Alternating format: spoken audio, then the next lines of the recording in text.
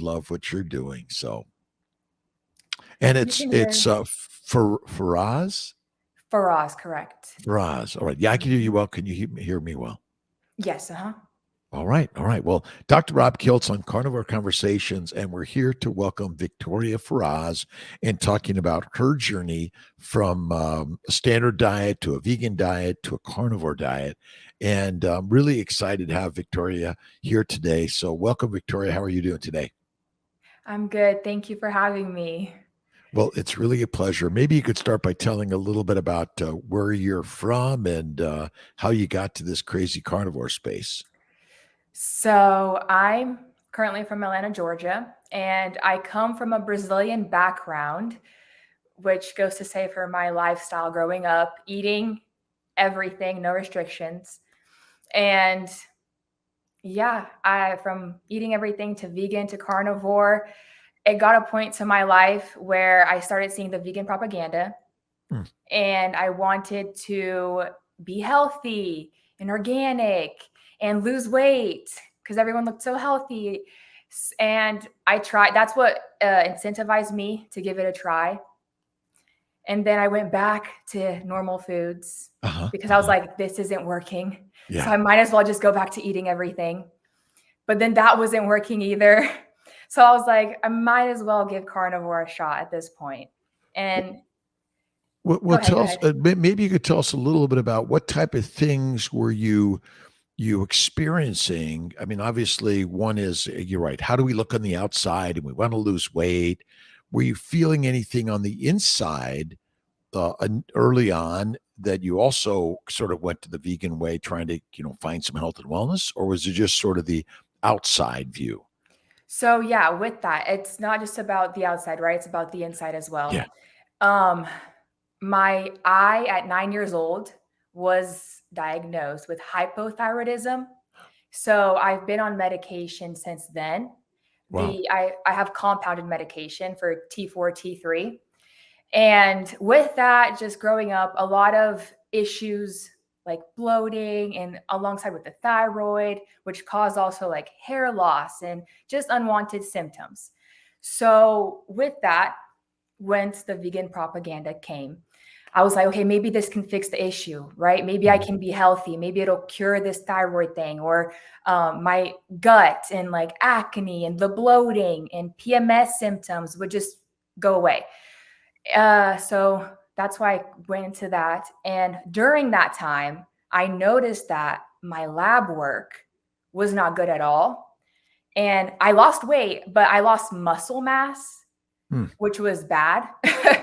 And my labs weren't great. And I actually like have them with me because I was like, just in case, but for proof, my before and after labs. So in the vegan diet, I still continue to experience all the symptoms. Nothing helped. If anything, it kind of heightened it up a little bit.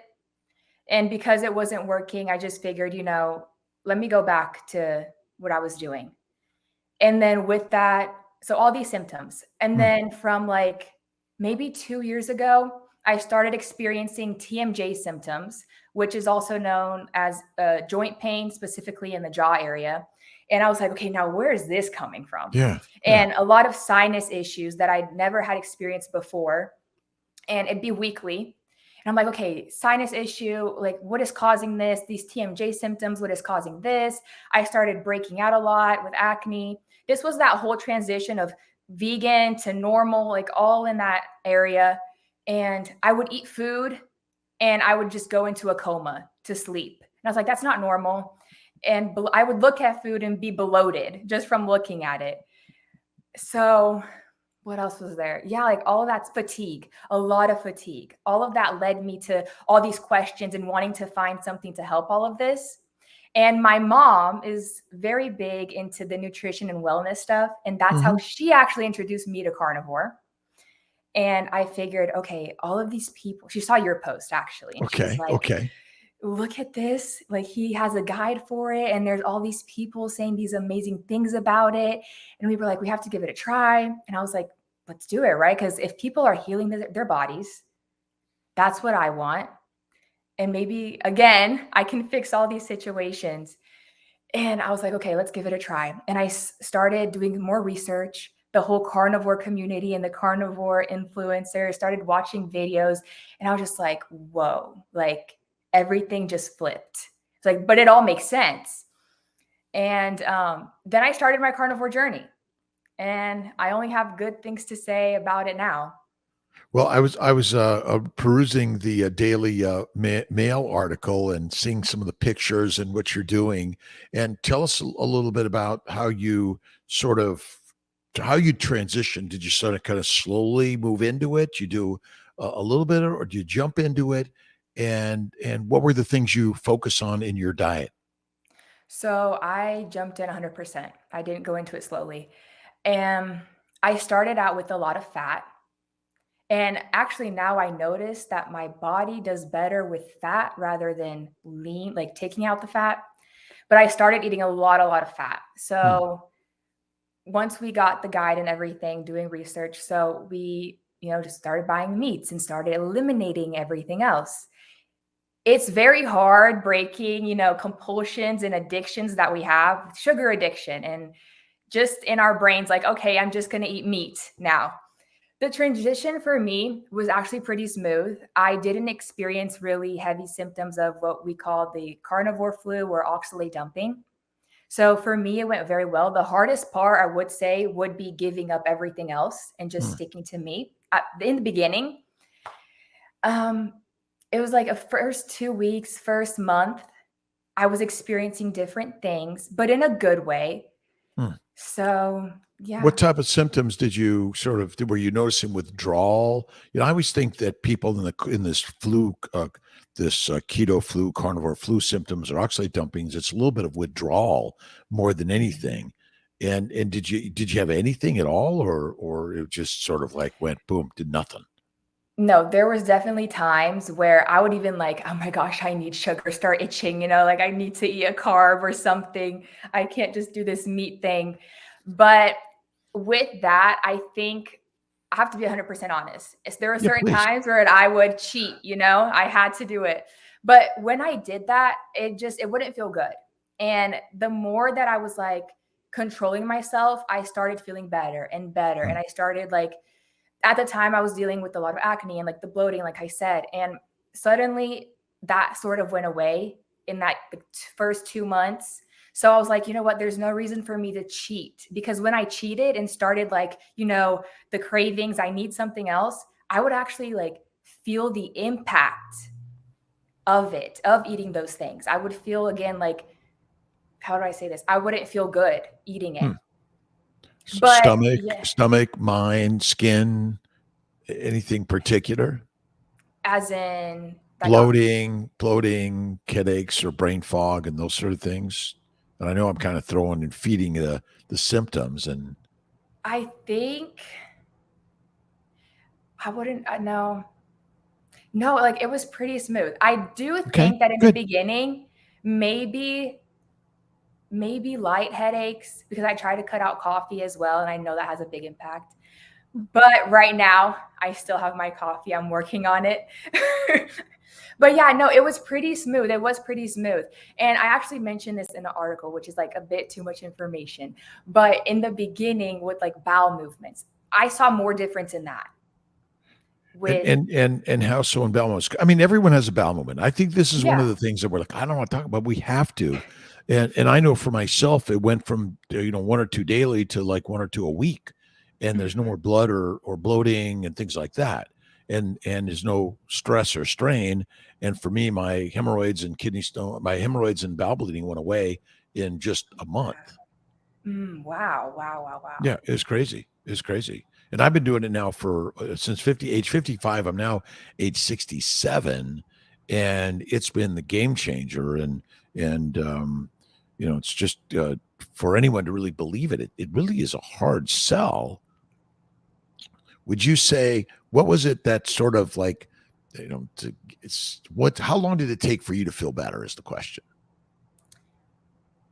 I'm gonna be honest. I felt better within like 3 weeks of eliminating things. They just right there and then. But I truly started experiencing like the effects maybe like 4 months in, like completely, I felt like superwoman, like energy. My skin cleared up a lot, which was amazing. Just everything was just better. Like you said, like the bloating and the headaches, the TMJ symptoms started going away. And I was like, wait, I would tell my mom and I'm like, it's not hurting anymore. Yeah. And she's like, are you taking the supplements and this and that? And I'm like, no, I don't need the supplements. I'm just eating the meat. And what particular meat do you focus on? Do you have any likes or dislikes, or you think one's better than another? Right now, I focus a lot on the ribeye. I do love my patties, but I do have a ribeye every night, sort of like you. And Yeah. however, I'm big on bacon in the morning. Every day I have bacon. I feel like there's a lot to say about that, but it's working for me. So, and eggs, bacon and eggs, but that's my main meats. Also picanha, because Okay. Which my is which cut of parents, that? That's a Brazilian cut picanha? yes, the Yeah. top sirloin cap. Got it. Got it. Mhm. So it's And not far from the ribeye cap. no, it's not. And we don't cut the fat off. Got it. Which would you say that in general, most Americans, most butchers are cutting the fat away, and so we're buying lean meat, and so that may be one of our biggest challenges? That's a hard question because I think even if they were to add it, people would just cut it off because Yeah. of what we've been told. Yeah. Yeah. Where so now your family is originally from Brazil? Yes, And I was so I was born and raised here. okay. Hmm. And your family, took on the tradition of the standard American food.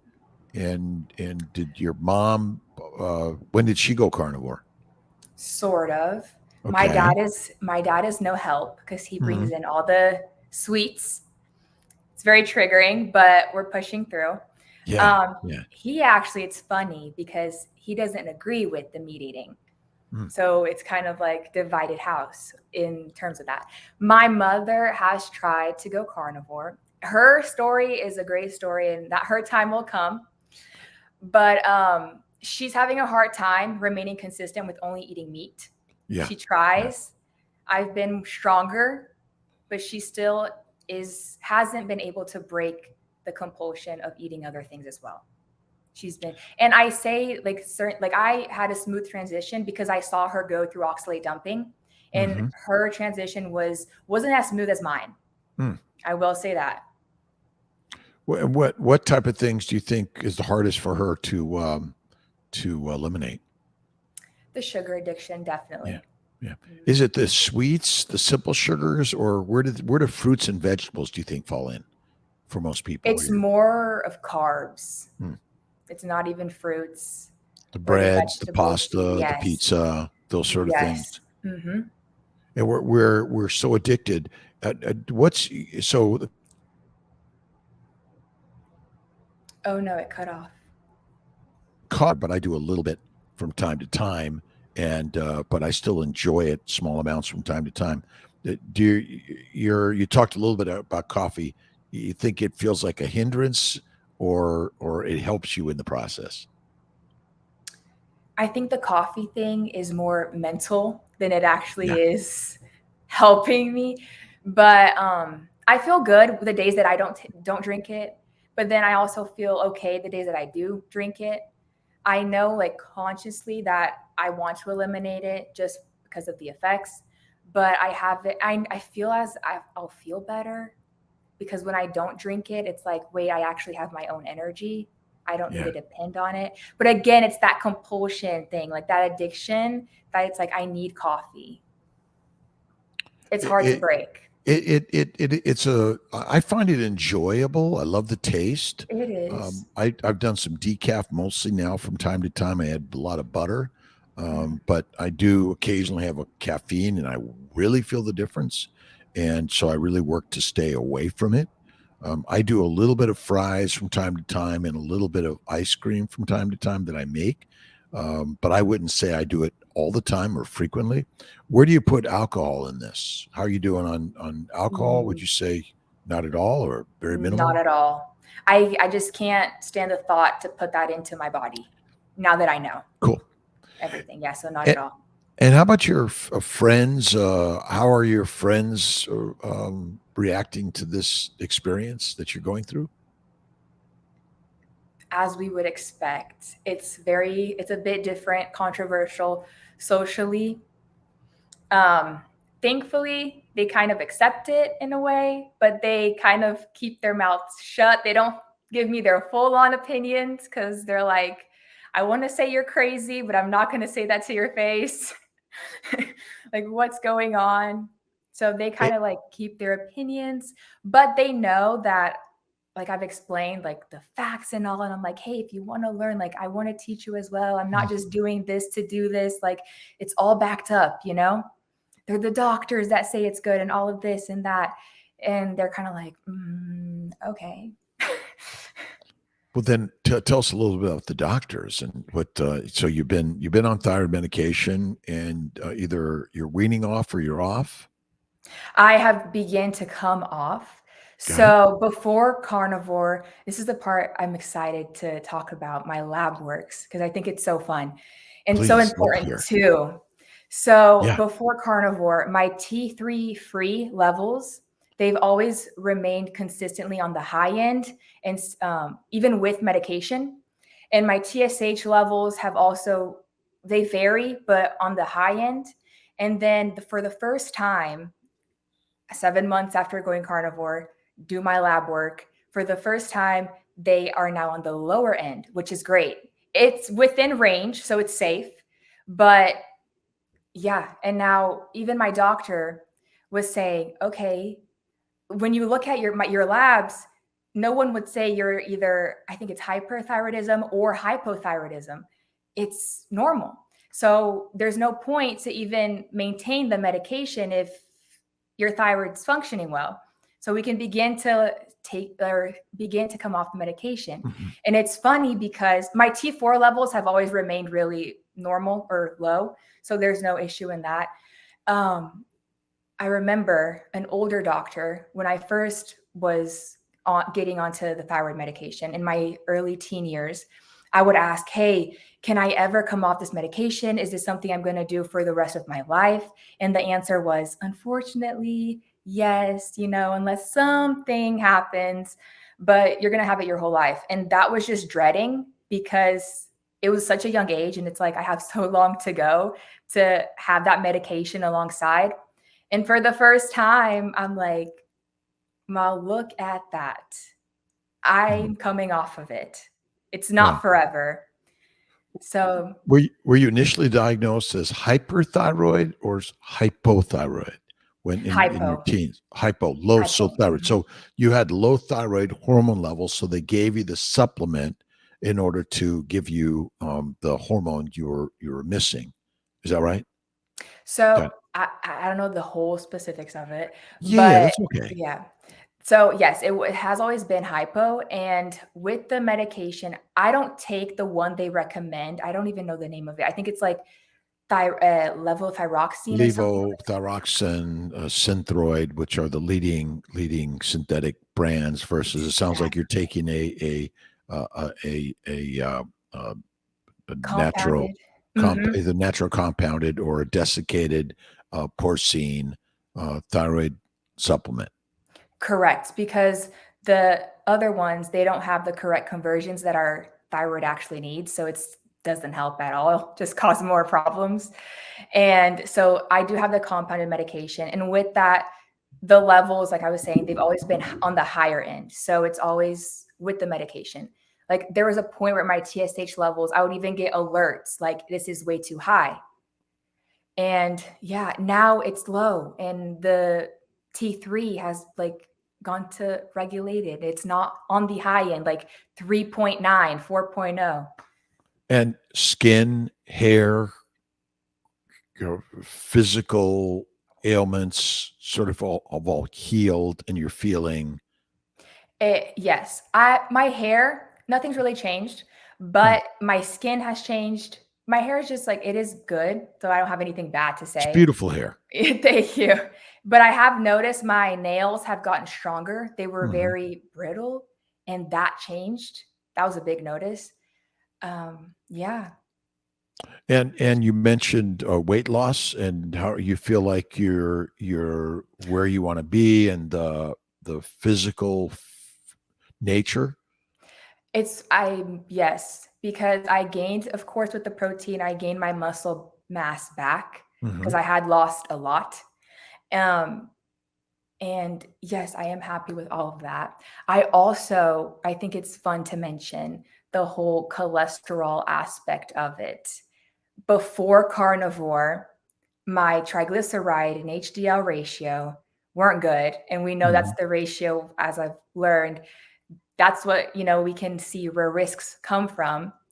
And now after carnivore, my triglycerides are low, my HDL is good. And one other factor that I didn't know but I learned about is the VLDL. So before carnivore, that was on the high end, which I learned that it isn't good because that sticks to our tissues. And then after carnivore, it's the lowest as it can be. So like everything is flowing and great. And then another bonus is the liver, which all of this is in the complete metabolic panel, right? Where we can see how our liver is Hmm. doing.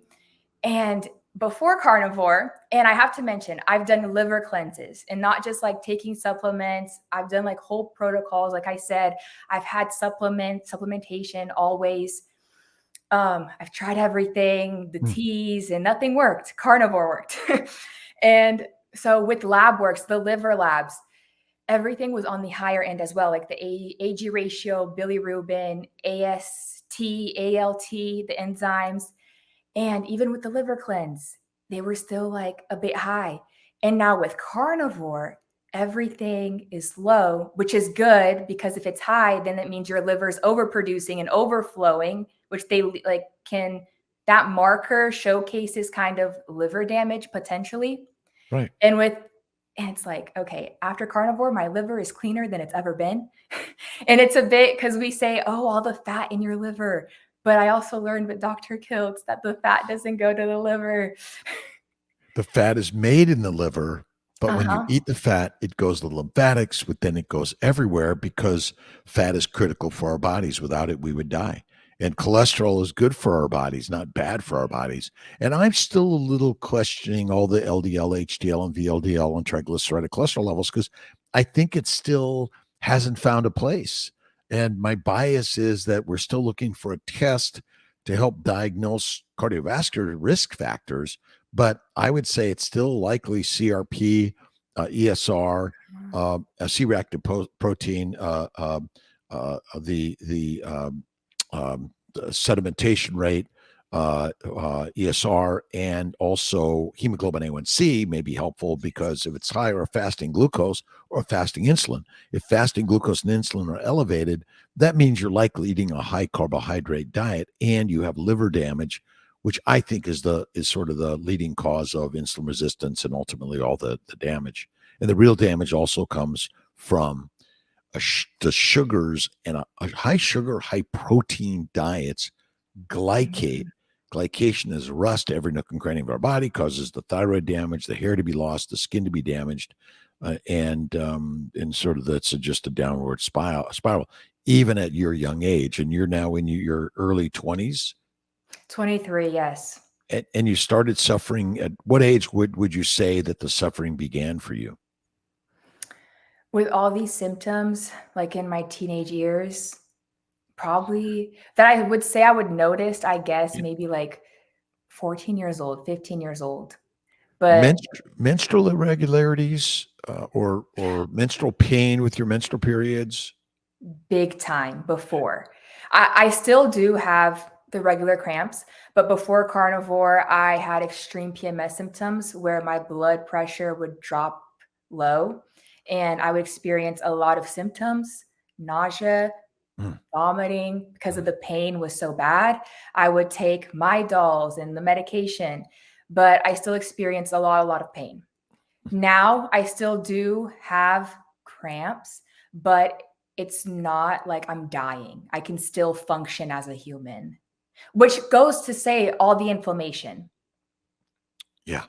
And so I was reading the Daily Mail and then reading some of your bio, and it sounds like you're interested in going to law. But I'm just wondering if maybe healthcare and medicine might be the direction based on your story. I think so too. I'm in the wrong field. I actually wanted to do medicine for a long time, and I don't know what happened, but it's like, okay, let's do law. And here I am. But medicine is something, and nutrition and all of this, I have a passion for. I just think it's so awesome, and it's good to learn the different things. But yeah, I don't know. Maybe now I can get the chance to, share. What is your favorite meal? And would it is it just steak, or I noticed some shrimp out there, and do you do fish at all, or other organisms, I animals? I haven't tried any organs yet. Kind of scared, but I know I'm gonna need to soon enough. I want to. Uh, I try to have variations. There was a moment I also mentioned my body tells me what it wants. Yeah. Sometimes I'm craving a lot of fat and I will dig into pork belly. And sometimes I'm like, I don't want fat, I want more meat. And I'll just go for leaner cuts. But there was a phase where I wanted a lot of shrimp and I was just like eating a lot of shrimp every day. But now not anymore. I do eat salmon. Um, but right now it's mainly ribeyes have always been a favorite. Yeah. With a lot of butter. I'm experimenting with tallow. I've tried ghee, but I think my favorite at the end of the day has to be butter.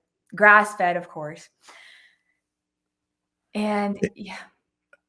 So how would you talk to you as a teenager and helping sort of convince why the vegan, vegetarian standard diets are harming, and how to inspire you at a younger age to go carnivore? Because it sounds like that's a lot of what you're doing on your Instagram, and working to share this story for helping younger women. So, yeah, if I could tell myself or others, I think it's important first to have like that open mind and to do Mm, the research to learn how your body actually works. Because once you start learning how everything is working and how the seed oils and the toxins of plants and the sugars and all the corn syrups and all of that is affecting the blood brain barrier, the gut, like everything in your body. I would have to start, with that and just all the benefits of it to showcase. Because once you start learning that, you see how everything changes, mm. and health wasn't what health really was supposed to be, the whole plant thing. So I guess in that way, yeah, like eating meat is good. Don't say no to it. Don't neglect meat. Don't neglect the fat. You need it. Our bodies need it. Dr. Rob Kiltz, another beautiful, spectacular day. And I just want to send thanks to all those for watching the newest episode of Carnivore Conversations. Be sure to follow us on Spotify, Apple Music, and other streaming platforms to gain access to the full 1 hour episode. And don't forget to like and subscribe for more to come. God bless.